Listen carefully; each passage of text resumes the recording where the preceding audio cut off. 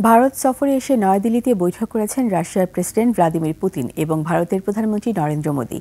এই বৈঠকে বাণিজ্য, প্রতিরক্ষা সহযোগিতা এবং ইউক্রেন সংঘাতের শান্তিপূর্ণ সমাধানের পথ নিয়ে আলোচনা হয়েছে। ইউক্রেন যুদ্ধের আবহে বিশ্বজুড়ে ভূ রাজনৈতিক সমীকরণ বদলাচ্ছে। এই বৈঠকের মধ্যে দিয়ে বিশ্ব রাজনীতিতে দুই দেশের বিশেষ এবং সুবিধাপ্রাপ্ত কৌশলগত অংশীদারিত্ব নতুন মাত্রা পেতে যাচ্ছে। বিস্তারিত নাইম আহমেদের ডেস্ক রিপোর্টে।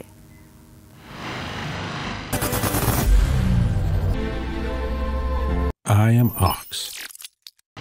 দুই দিনের সফরে নয়াদিল্লির শীর্ষ সম্মেলনে অর্থনৈতিক সম্পর্ক জোরদারে জোর দিয়েছে দুই দেশ। 2030 সালের মধ্যে দ্বিপাক্ষিক বাণিজ্য $100 বিলিয়ন উন্নীত করার লক্ষ্যমাত্রা নির্ধারণ করেছে দিল্লি ও মস্কো। প্রেসিডেন্ট পুতিন ভারতকে তেল, গ্যাস এবং পারমাণবিক জ্বালানির সরবরাহ অব্যাহত রাখার প্রতিশ্রুতি দিয়েছেন। ভারতের উপর মার্কিন চাপের বিষয়ে তিনি সরাসরি প্রশ্ন তুলে বলেন, যুক্তরাষ্ট্র যদি রাশিয়ার জ্বালানি কিনতে পারে তাহলে ভারত কেন একই সুবিধা পাবে না।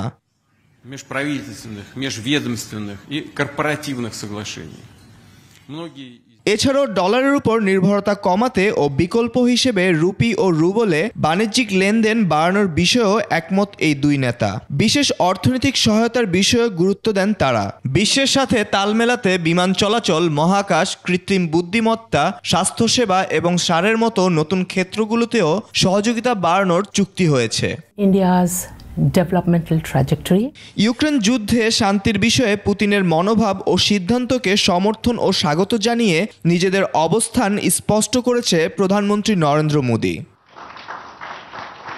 বৈঠকে ভারতের সামরিক প্রতিরক্ষা উৎপাদন সক্ষমতা বৃদ্ধি ও S-400 এয়ার ডিফেন্স সিস্টেম দ্রুত সরবরাহের প্রতিশ্রুতি দিয়েছে মস্কো। এছাড়াও রিসিপিক্যাল এক্সচেঞ্জ অব লজিস্টিক্স সাপোর্ট চুক্তির আওতায় দুই দেশের সামরিক বাহিনী একে অপরের ঘাঁটি ও অবকাঠামো ব্যবহার করার চুক্তি সই করেছে।